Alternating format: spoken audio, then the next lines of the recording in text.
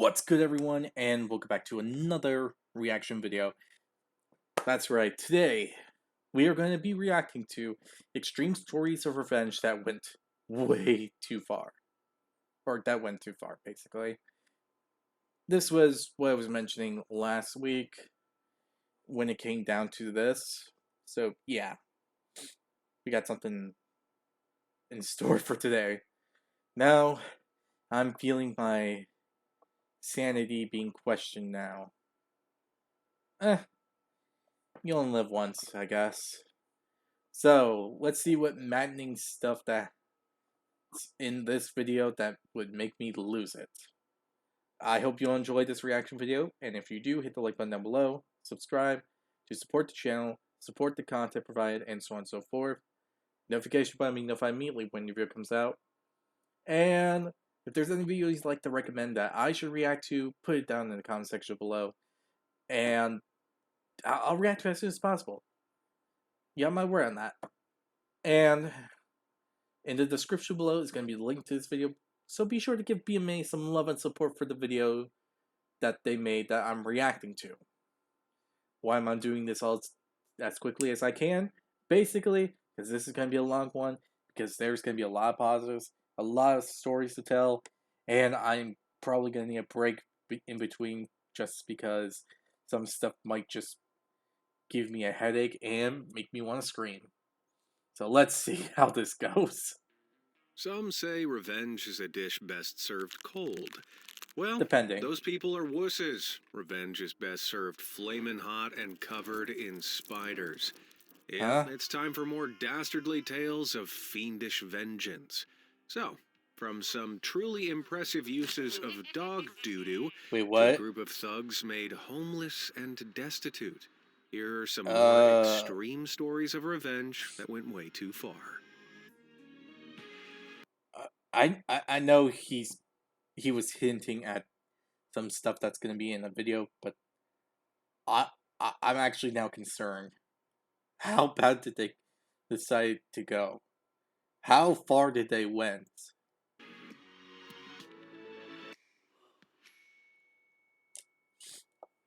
Rocket powered. I That's asked a you guys to raccoon. send in your own terrible tales of vengeance, and boy, did you. Take this one, sent in by a fan we'll call DM. Back in South Carolina Uh-huh. in 1998, when he was in high school, DM's girlfriend ditched him for another guy. Let's call him Chad. Now, DM knew Chad. He lived in the same apartment complex.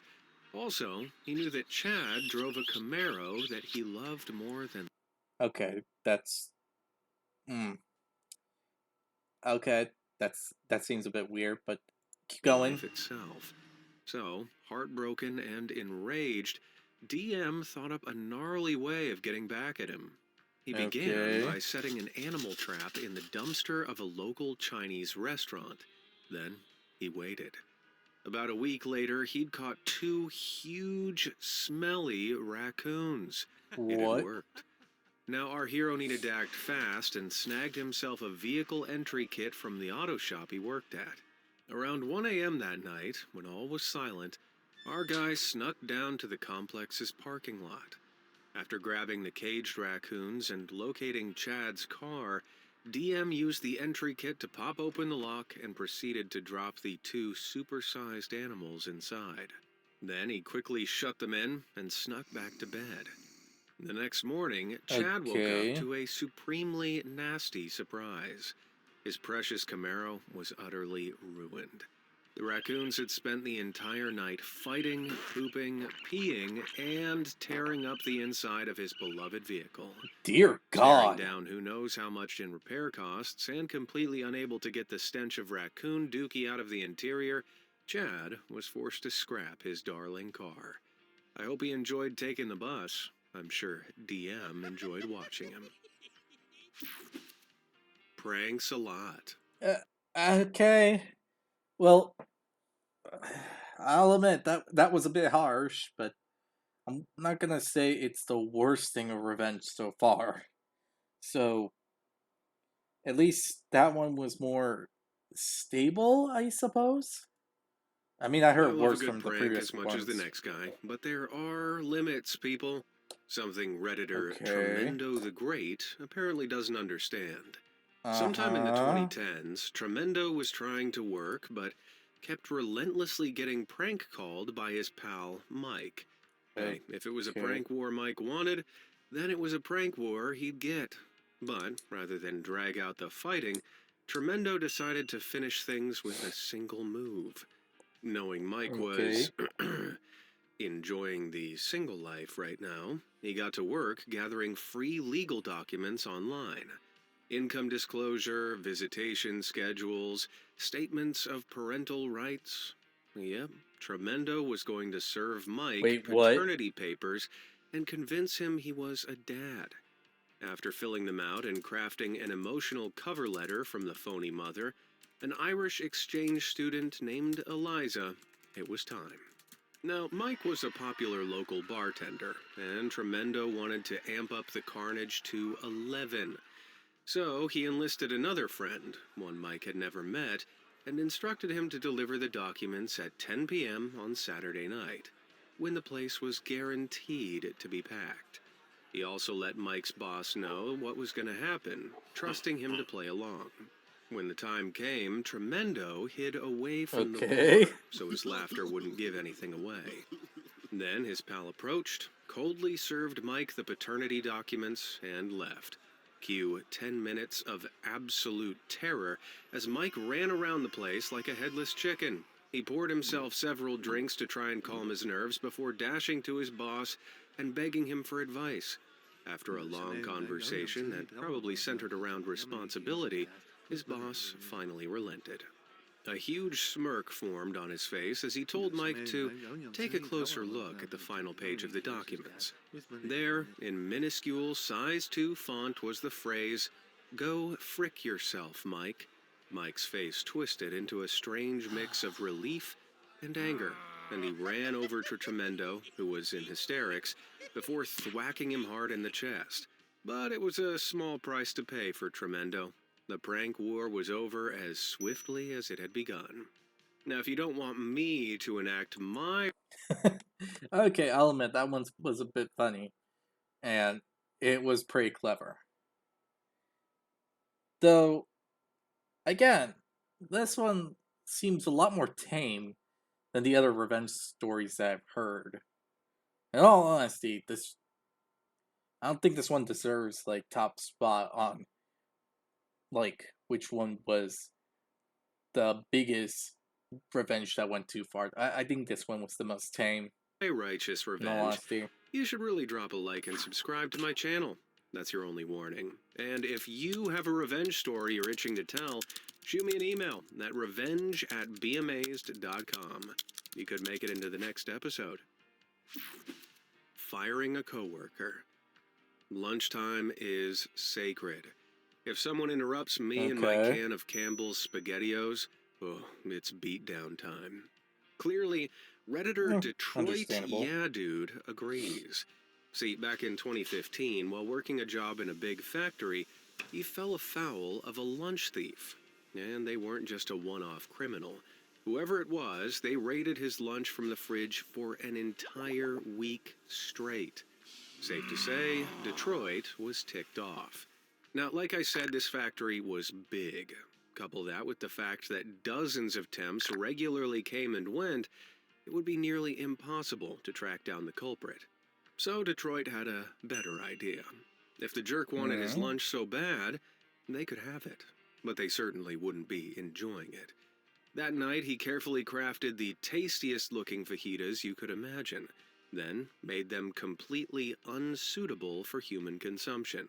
The secret ingredient was in the salsa, as well as the usual tomato, onion, etc. Detroit minced up an unholy amount of Carolina Reaper peppers, once known as the hottest in the world. But on the face of it, the booby-trapped lunch looked delicious. The next morning, Detroit arrived at work, popped his creation in the fridge, and got busy.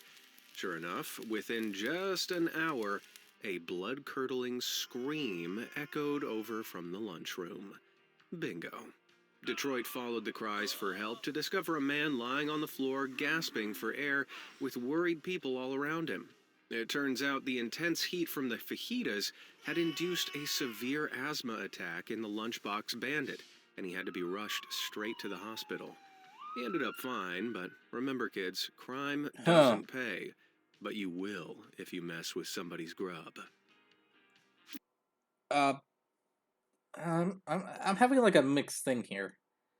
Like, in all honesty, I get the reason. I really do. But I think that was like a bit insane to do. But then again, that's my personal opinion against this person's, is it? It's strange how some things can be like that, right? Scumbag stepmom. Ever since Oh, Cinderella, okay. We're stepmoms getting up. around the world have suffered a Okay. bad rep. Sometimes that rep is fully deserved, though, like in the case of Reddit user Young Sour Swedes. After his mom passed Huh? away at just 55, his depressed and lonely dad married Grace, a Machiavellian character 15 years his junior that was clearly, at least a Swede, only after his dad's dough. See, dear old dad Oh, was I a get it. successful investment banker, so he was quite the prospect to a gold digger. However, their marriage wasn't to last.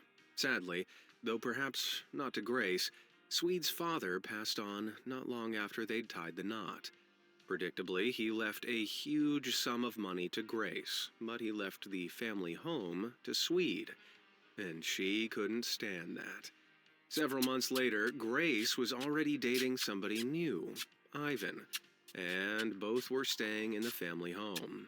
You know, the home Swede owned now. Although you wouldn't think of it from the way Grace and Ivan acted like they owned the place. The Swede didn't like them one bit, but he put up with their arrogance and entitlement out of respect for his dad. Well, one day, our guy returned home to some bad news. Grace had given away his PlayStation 4 to her new man's cousin because she'd decided Swede was too old to be playing video games anyway. That was the last straw.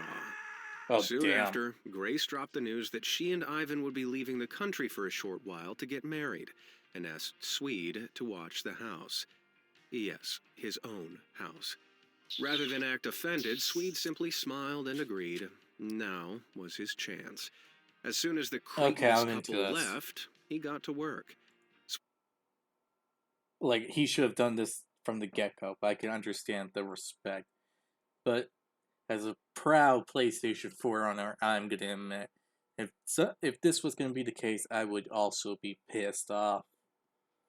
So, yeah, this my own personal bias is gonna be involved in this one. So tell me, what's your plan, man? Swede hired movers to take Uh-huh. all of Grace's possessions and place them in rental storage. Next, he changed Okay. all the locks and started advertising. He was leasing the place. Swede was quickly Ooh. inundated with inquiries and settled on a nice young family to become his tenants. When Grace returned to find the locks changed and a family she didn't know living there, she was furious. But after kicking up an almighty fuss about losing her home, Swede's lawyers were quick to remind the self-entitled gold digger that the house legally belonged to him. And just like that, Grace and Ivan were officially homeless. What a wedding present. I hope they enjoyed the honeymoon. A slideshow shop. Okay, yeah, that one was actually well deserved. I mean, got Gold Digger who just was out there for your dad's money. Then she tried to act like she owns the place, throwing her own way around saying that this place belongs to her, basically. Taking your possessions and selling them or giving them away simply because, hey, I'm saying this one thing to you, but in actuality, it's just for so I can just be on my man's good graces. That's basically what it sounds like she was doing. So F her. There's nothing more satisfying than people getting publicly shamed for being unfaithful to their partners. At least, Mm-hmm. if you're channel fan Ayat. Ayat's friend Josiah was married to a woman Okay. named Mercy. Josiah and Mercy seemed blissfully happy, and everything was sunshine and roses. And That it wasn't. was until Ayat spotted Mercy at a party cheating on Josiah with a guy named Payman. Like a good friend, our guy snapped photos of the misdeed and went straight to his pal's house to tell him. Naturally, Josiah was heartbroken. What was he supposed to do now? He and Mercy had already planned a huge anniversary party, and it was only 6 weeks away. But Josiah saw an opportunity. 78 people would be Ooh. attending the shindig, so instead of canceling it, he was going to give them a party to remember. To begin, Josiah let some of his closest friends know about the infidelity and encouraged them to take incriminating photos of Mercy and Payman whenever they caught them in the act. Over the next 6 weeks, they did exactly that. Well, the day of the party finally arrived, and Mercy was excited to start showing off a romantic slideshow of her and Josiah to all 78 guests. But when the slideshow started, her face dropped. There, on the screen in front of her family and friends, Josiah was nowhere to be seen. Instead, there were photos and videos of her cheating on her husband with Payman. She begged Josiah to stop the show, but no dice. Meanwhile, the guests sat in utter shock. When the ordeal was over, Josiah regaled the whole tale of betrayal to everyone before shoving divorce papers in his soon-to-be ex-wife's hands and leaving. His final words to her were simple. Don't ever say my name again with your disgusting and toxic mouth. Sheesh, Damn. that's brutal. I'm gonna admit, I'm okay with that. I don't like cheaters. I don't like people betraying one who they're married with or anything like that. Honestly, I think they're the worst people in the world, and all this and all that. Like, there's nothing else to really say. I just hate scumbags like that, okay? That's it. That's it. Pooper Soaker 9000. Prepare yourself for a stinky fan submission from Jeff, whose mom was having a bit of trouble with a rude neighbor when he was 8. This neighbor, Scott, had parked his huge motorhome right outside of Jeff's house. Annoyed, Mom gave him a piece of her mind, and he eventually agreed to move it. All solved, right? Well, no. See, a few days later, Scott moved the motorhome right back. Irritated, Jeff's mom approached him again, but this time, he wasn't cooperating at all. Instead, he flung swears and insults at her and outright refused to move it off her property. If that wasn't bad enough, he started throwing his trash all over the yard, too. And that was it. Mom wasn't going to take it anymore. It was a boiling hot summer, and the heat gave her an idea. On top of everything else, Scott's dog had been crapping all over the lawn. Obviously, he hadn't picked it up, so Jeff's mom walked around the yard collecting the brown butt nuggets and dropped them in a container. Then, like some sort of poop witch leering over a cauldron of doo-doo, she poured water in and stirred it all together with a maniacal grin. What? Eventually, the concoction became a grotesque brown liquid, or Ew. forbidden chocolate milk, as Jeff put it. And Ugh. now, the moment you've all been waiting for. Mom picked up her son's squirt gun, filled it with the rancid goo, and started blasting, all over Scott's motorhome. She didn't stop until the whole thing was covered in poopy water. Remember, it was a super hot summer too, meaning the poopy paint cooked hard in the sun. Enter the mega stink. All that heat hadn't just set the poopy mixture, it also made it absolutely pong. Toxic fumes filled the air as Jeff and his mom fled into the house. The next morning, Scott walked over and was beside himself with rage. His once beautiful motorhome looked like it had been squeezed out of the BFG's backside. Without a word, he pulled the poopy door open and drove away in a rage. Jeff and his mom never saw him again. Some say Scott's still driving around the USA, desperately seeking a way to get rid of the horrid smell. Debt destruction. What would you do? Honestly, that's foul. Like, disgusting. Ugh. I don't think anyone can live in a place like that anymore. I, in all honesty, I think the only thing to do is like destroy it and get a new one if you can, because that there is no way to fix that. That's like gonna have to involve a lot of cleaning materials, a lot of washes, and a lot of something. I think you're gonna have to use chemical warfare on that thing. But again, it's not the most craziest.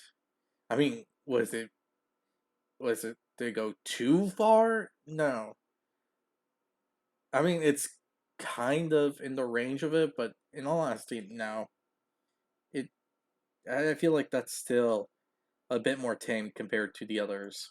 If the love of your life had a degenerative health condition and you knew that one day they'd wind up in a wheelchair.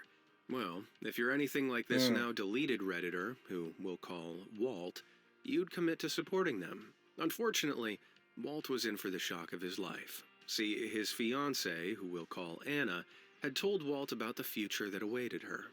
But Walt embraced it. In fact, he planned to build the two of them a wheelchair accessible home using his construction business. In the meantime, Walt began doing work on Anna's current home. He invested over $30,000 of landscaping and construction into the place, running everything through his construction business to increase the value for when they eventually sold it and moved in together. Everything seemed to be on the right track, but then the worst happened. Out of nowhere, he began to feel ill. After going to the doctor, he was diagnosed with cancer. Man, Anna stepped up, just as Walt intended to do when her condition worsened. She helped Walt around the house, took him to chemo appointments, and generally offered support. But when Walt suggested they put her house on the market and move in together, she suddenly stopped seeing him and became increasingly distant. Then the bomb dropped. She was breaking up with Walt because she couldn't see herself looking after someone long term. Let me just reiterate this. She dumped I her seriously ill fiancé because she didn't want to look after him. Despite being seriously ill herself, excuse me? That I I what? What? Are, are you kidding me? Okay, so basically, you're saying this woman who is eventually going to be in a wheelchair for the rest of her life at a certain point and all this and all that. We got the details. And her fiance, stand-up guy by the way. He sounds like a stand-up guy. Not a lot of people you would hear these days do this kind of stuff. Sadly, honestly, the world's getting a little poor these days when it comes to finding people like that. Anyway, point, this guy, his her fiance decided to do all this work so that she can be a-okay when it comes down to um when it comes to the point that she has to be in a wheelchair. And knowing that this is going to affect her tragically, he was going to support her, be there for her for the rest of the life they both have with each other. And not long after that, as he's working to reach for this future, he gets cancer. She supports him and helps him, but she doesn't want to stay with him long term given his condition. Considering the fact that she is going to have a permanent situation of, and that's like as bad as this. Heck, if he doesn't get to these appointments and all that, he would be dead. What the fuck is wrong with this woman? and knowing she'd need a partner to look after her one day, something Exactly. Walt was more than willing to do. Oh, and did I mention it was by text? Shattered, What? Walt forced himself to accept the situation and drove to Anna's to drop her things off. But when he got there, he saw something that made the situation even worse. Anna and a longtime friend were getting intimate on the couch. Man, what a piece of work. He left her belongings by the door and left, but later discovered she'd been having an affair with that friend for a long time before breaking up with him. This couldn't stand. 9 months later, Walt had He finished chemotherapy and was on the mend, feeling much better. While going through some paperwork, he discovered the invoices detailing all the work he'd done on Anna's house. He'd spent a total of $32,680. Walt was owed all that money plus interest, and he was gonna get it. So he got his lawyer involved, and Anna had no choice but okay, this is so effed up. Like, what the frick? Okay, so it just keeps getting worse. It adds the previous thing on that we talked about, the whole thing about cheating. And the thing is, they were married. What the fuck? to pay up. She was selling her home at the time, but even so was left with barely anything after settling her mortgage and paying Walt his dues. Strapped for cash, Anna was forced to move in with her daughter. How embarrassing. But that's not all. A few years later, Walt, now cancer-free and thriving, bumped into Anna. She was haggard, wheelchair-bound, and desperate to get back together with him. Walt, on the other hand, was having none of it. He calmly responded by saying no. He just couldn't see himself looking after someone long-term. Damn. Small world. Cold. That was cold. That was a cold and response. Not gonna lie. But to be fair, she honestly deserves it. Honestly, she had a stand-up guy in that she was in a relationship with, but she decides to F it all up.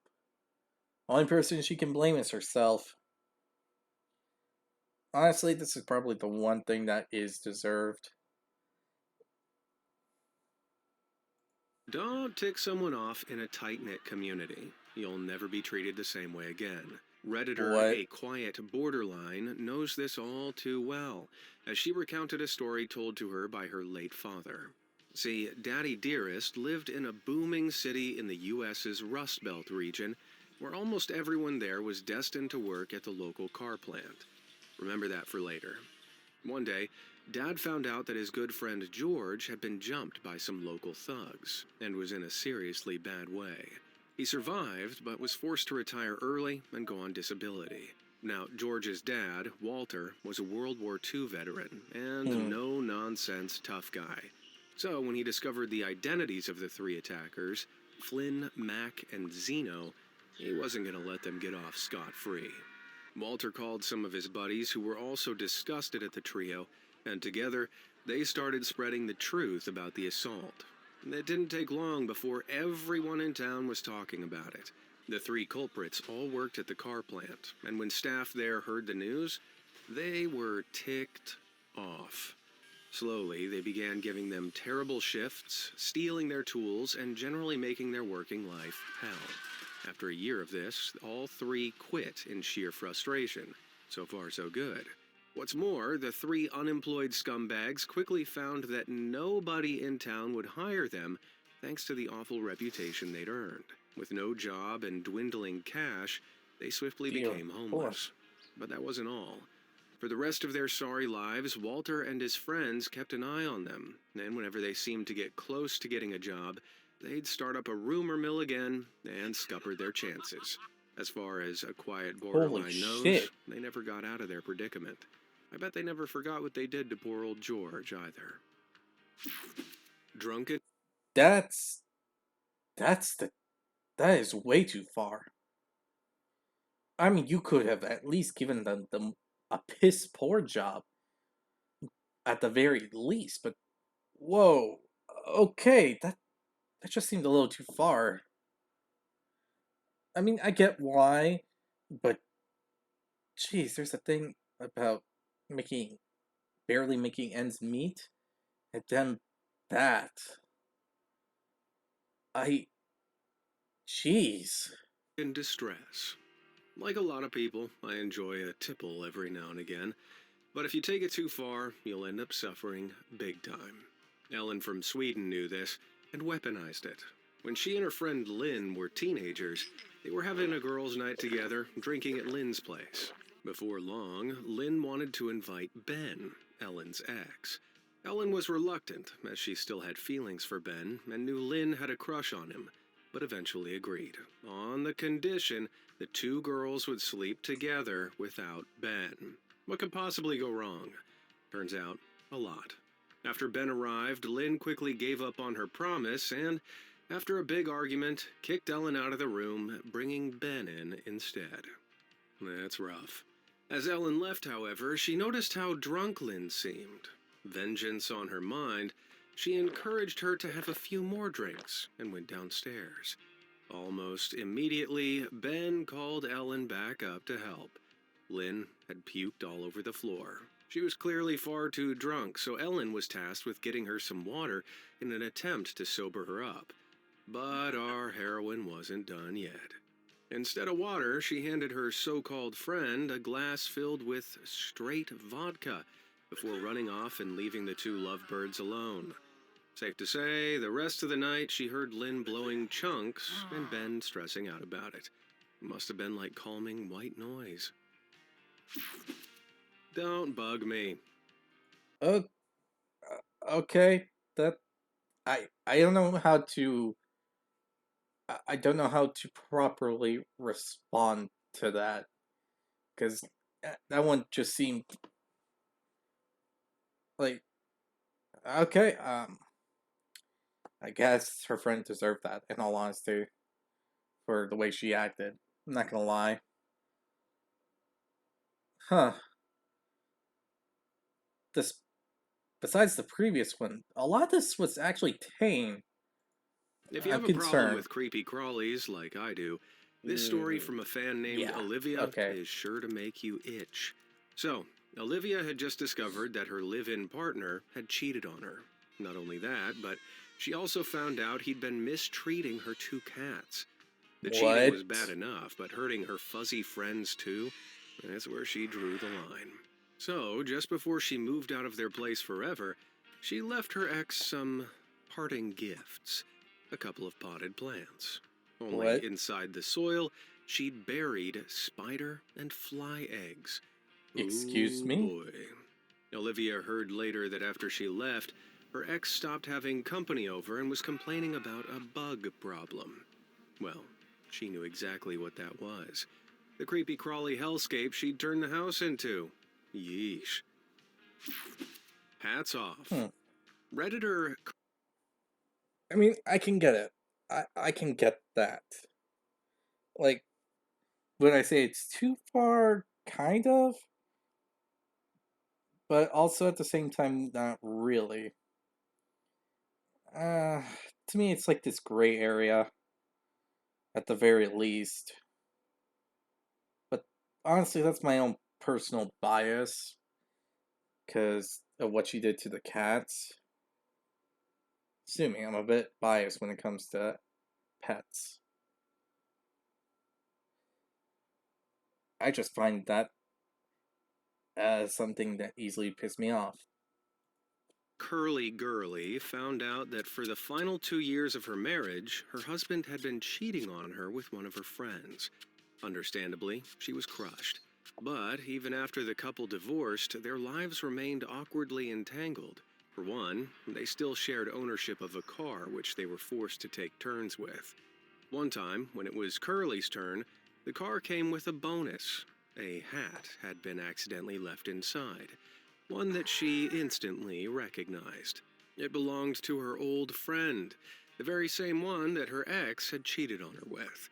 As she stared at the Okay. traitor's headwear, a devilish idea crept into her mind. Curly grabbed a Q-tip and ran outside to her dog's freshly dropped dookie. I'm sure you can see where this is going. She delicately poked it into the poop, withdraw the brown smear stick, and spread it all around the inside rim of the hat. Then she carefully Ooh. placed it back where she found it. The next time she got a turn with the car, she noticed the horrid hat was gone. Her ex-friend had clearly taken the bait. Man, I can only imagine the look on her face when she felt that dog doo-doo rubbing against her forehead. Hey, act like a poopy head, become a poopy head. You've got mail. I'm sure your grandpa is pretty cool, but I doubt he's as cool as this next one. A Okay. fan that goes by Bugs had a granddad with a problem. Some young neighborhood punks had made a habit out of messing with his mailbox, bashing it, setting it Ah, on fire, even yanking it clean off. I heard about these problems like like a long time ago. I heard it from family members that actually still had mailboxes that were in ground, uh, that were tied to the ground and all that. And yeah, or well, still had that kind of thing. And bam, they had these kind of problems when it comes to, uh, as they say, the youngsters. Oh my gosh, I can't believe I'm saying this at this age. And considering my age. Yeah. So, yeah, I can understand this. So, what's up? With their truck. But our hero wasn't one to take this lying down. Oh no. After repairing it countless times, Gramps decided enough was enough and came up with the perfect vengeance. One day, the old man wrapped super strong, bulletproof metal around his mailbox post and concealed it behind a layer of wood. That night, he popped on a ghillie suit, lay in the grass nearby, and waited for the kids to show up. Sure enough, the teens arrived right on cue and went straight for the mailbox, wrapping it in a chain and attaching it to the rear bumper of their truck. But Okay. things weren't going to go the way they expected. This time, when they floored it, the mailbox didn't come with them. It stayed rock solid, and their rear bumper was ripped clean off instead. And because these punks were flooring it, they went flying off the road and straight into some nearby trees, totaling the vehicle. The teens Oh, all damn. emerged unscathed, but their wallets sure didn't. According to Bugs, it cost around $50,000 for them to fully repair the truck. Jeez. Okay, Bugs, admit it. Your Gramps was in the Secret Service, wasn't he? I mean, Doggone. with that kind of, uh, like, with that kind of technique, yeah, it seems like something someone trained would do. So, honestly, I'm a bit surprised by it. Hmm. Some revenge stories are so crazy, so psychotic, they can only ever be admitted to while drunk off your ass. When Okay. Redditor Angry Inky Owl was at a party back in his first year of college, he found himself chatting with a girl we'll call Pam. And she had such a story. See, the girl had a cat. This little kitty was her best pal, and she loved it dearly. But one day, her feline friend got out and came across the neighbor's aggressive, poorly trained dog. Heartbreakingly, it didn't survive the encounter. Oh. Distraught, Pam confronted her neighbor, but unbelievably, he blamed her. He was known for being super defensive of his dog and angrily claimed that Pam was at fault for allowing her cat to leave the house. Well, with no money to pursue legal action, she was forced to accept the loss and move on. Only joking. She did the complete opposite. One night she blended ground meat with weed killer, stuffed it in a hen's carcass, and launched the toxic treat over the neighbor's fence. You can guess what happened next. The next day, Oh. the neighbor came round screaming that Pam was responsible for his dog's demise, but she denied everything. After all, how could he possibly prove it? Sure enough, she got away with it and never told a soul. Until Owl, of course, who decided to keep a safe distance from her for the rest of his time in college. Good call, I'd say. Yeah, I'm gonna have to agree. You're in trouble. I mean, there are a bunch of ways to go about getting revenge, but you actually She actually killed a dog. What the fuck? Like, what the actual fuck is wrong with her? And that was a good decision to stay away from her for the rest of the time in college. Because that's like a batch of crazy that's going to be unleashed and cause chaos any second, in all honesty. It often feels like the only way to deal with bullies is to take matters into your own hands. One British fan of Sometimes, the yeah. channel called Mark took this to the extreme. You see, back in How high school, extreme. Mark was the victim of a particularly persistent bully. We'll call him Bob. Every day, Bob would demand Mark give him his drink, usually a bottle of cola, or else he'd get a beating. At the end of his rope and tired of Bob's bullying, Mark returned home from school one day and asked his family for some advice. His uncle laughed and told him that he should empty half of his drink away and fill it back up with pee. It was clearly a joke, but Mark wasn't laughing. Next day, he asked for 2 drinks, one to keep and one for Bob to steal. Then he poured half the cola out of one of them, topped it back up with his own personal brand. Sure No. enough, back at school, Bob the bully stomped over and demanded his soda.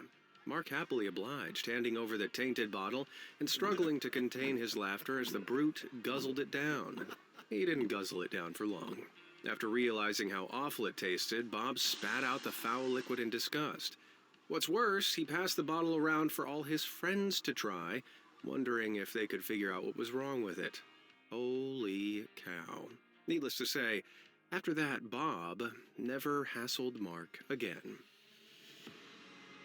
And on that grotesque note, I've had my fill of... Okay. Honestly, that is a bit too far. But not extremely too far. Because the one thing I'm going to admit is, like, a revenge that went absolutely way beyond what it should have been is the whole thing here involving the 3 guys and making them basically homeless. To me, that just seems way too far. I mean, making sure that, hey, they have a job that they can barely make ends meet, staying in a, like, even a 1-room apartment. That sounds a lot better, and not a good apartment, like a piss poor one.